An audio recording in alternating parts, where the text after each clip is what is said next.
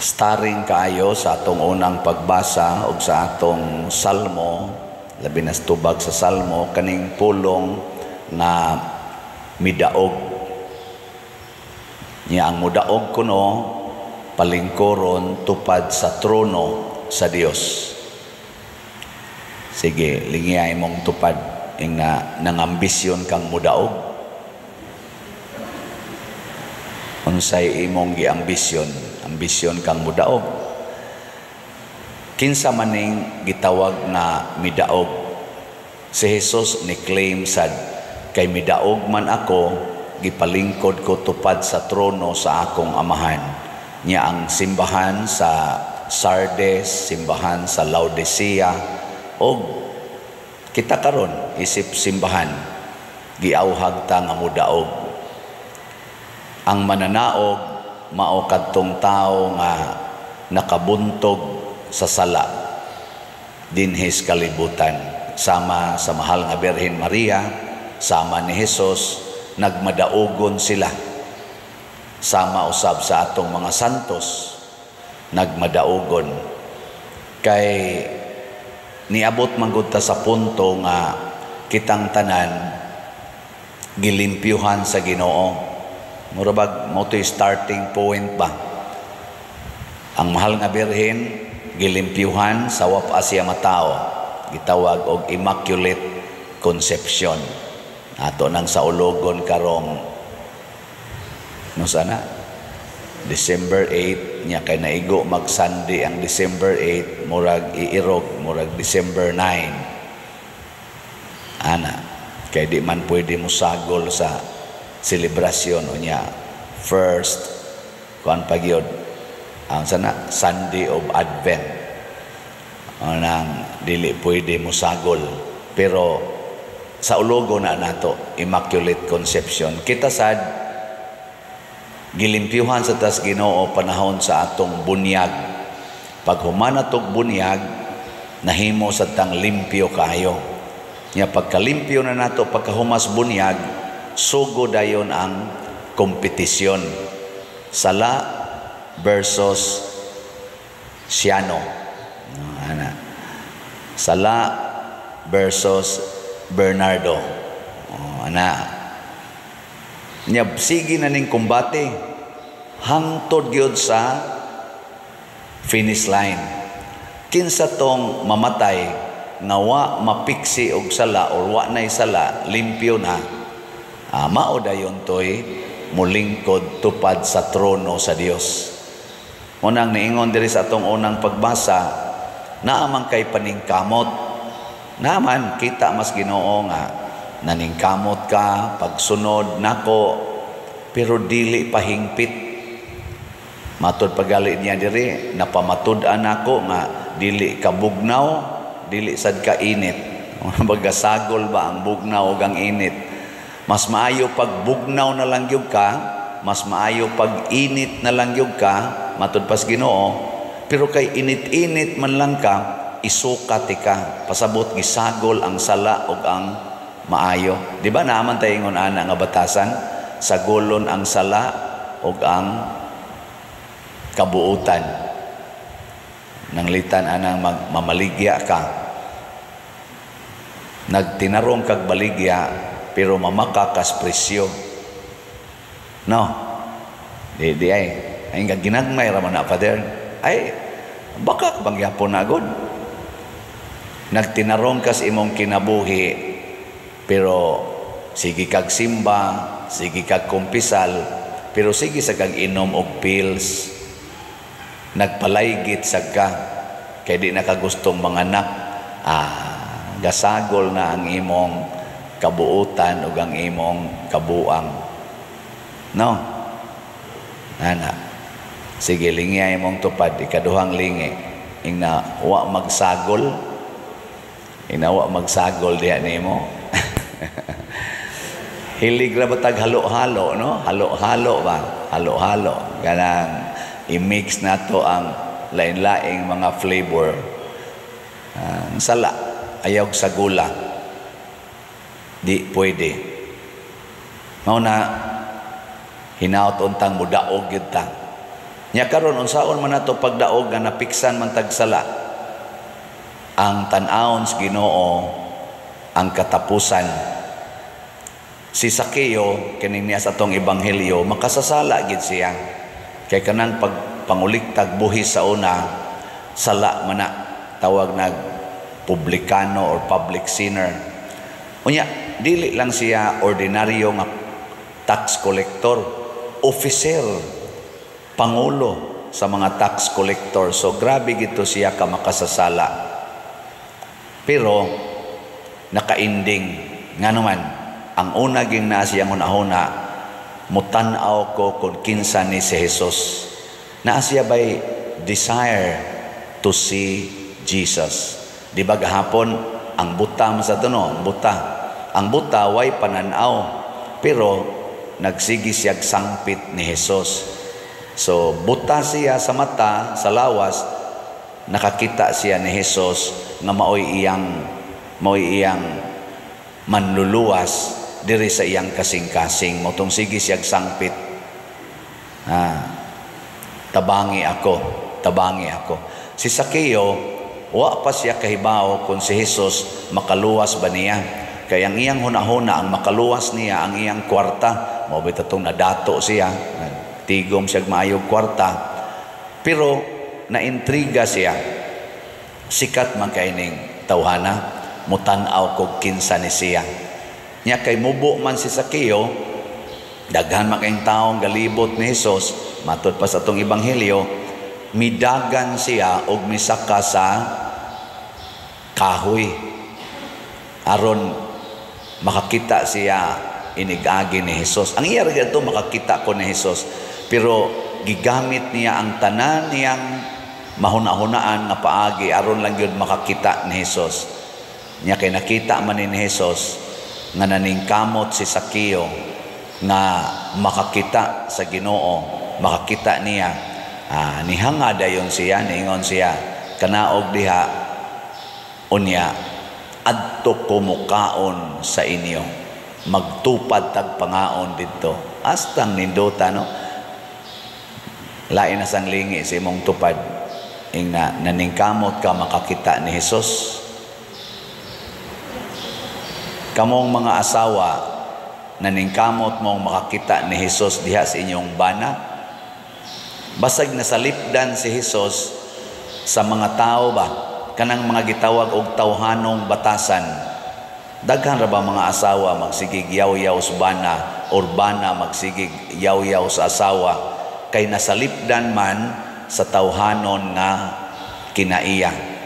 Pero naabiya diha si Jesus, naa diha oy, gihiusagod mo, naagi diha si Jesus. Daghan sang ginikanan, magsigig pangasaba sa mga anak, sigig yaw-yaw.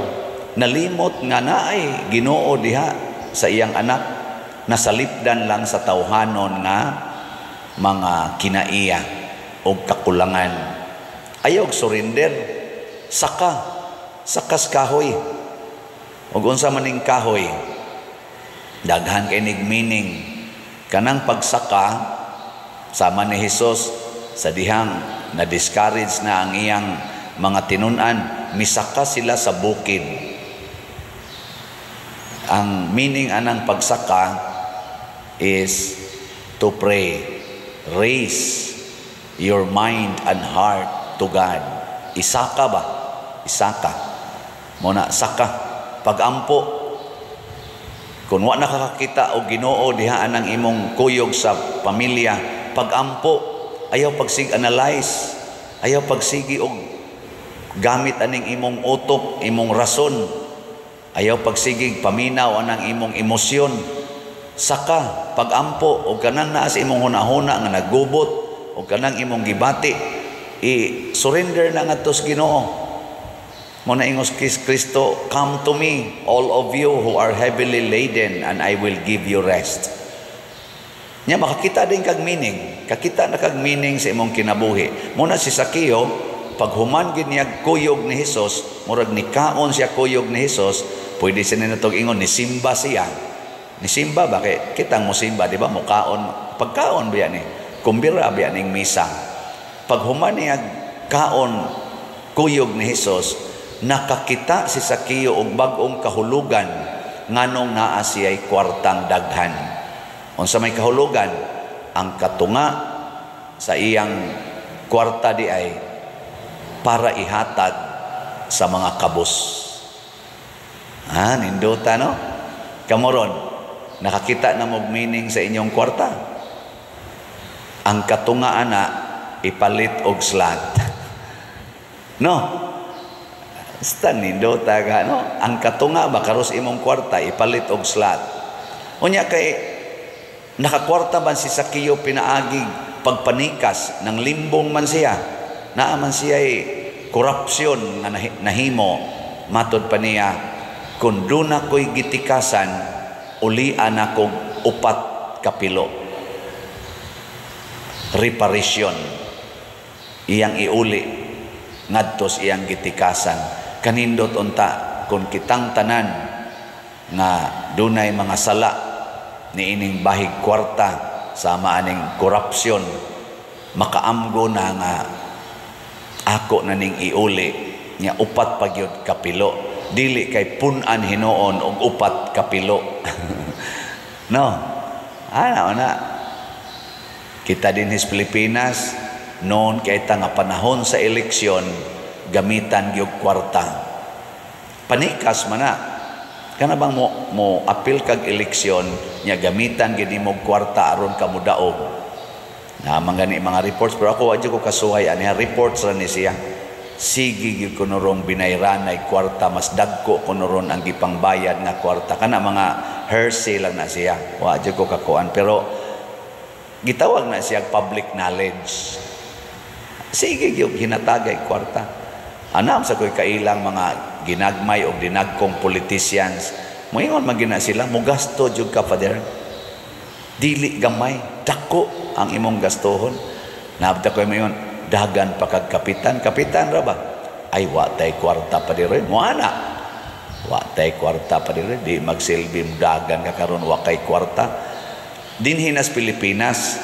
Pero ako kadungog ana pag eleksyon dito sa Amerika nga na ay binayranay kwarta. Amot lang ha. O naabasad ka sila dito. Wa kay ko kadungog ana ngadtos mga malambuon nga nasod nga naay binayranay kwarta. Ang ila dito tigi sa knowledge and kaning gitawag ba og track records. Mo ilang sige hagtan-aw ang track records. Mo na ilang i-contest dito. Pero dili sila magsigig binayranay kwarta. Amot lang ka. Di man kayo noon. Wa may moingon nga kana siya mo daog na kay porti anang datua. Ang ila dito is your track records. Particular kay sila anang track records. Unsay imong gipanulti, unsay imong gipambuhat. Pero kita diri bahala nag unsay imong track records. Bahala nag maging sino ka man basta may pera, okay na. Di ba? Man. Kanindot unta no? Ang naghimo ana muhunong na ug karong atong umaabot nga midterm elections, ang atong mga candidates din agyon mo gamit og kwarta para lang i-bribe, para dasigon nga mobutar ang mga tao nila.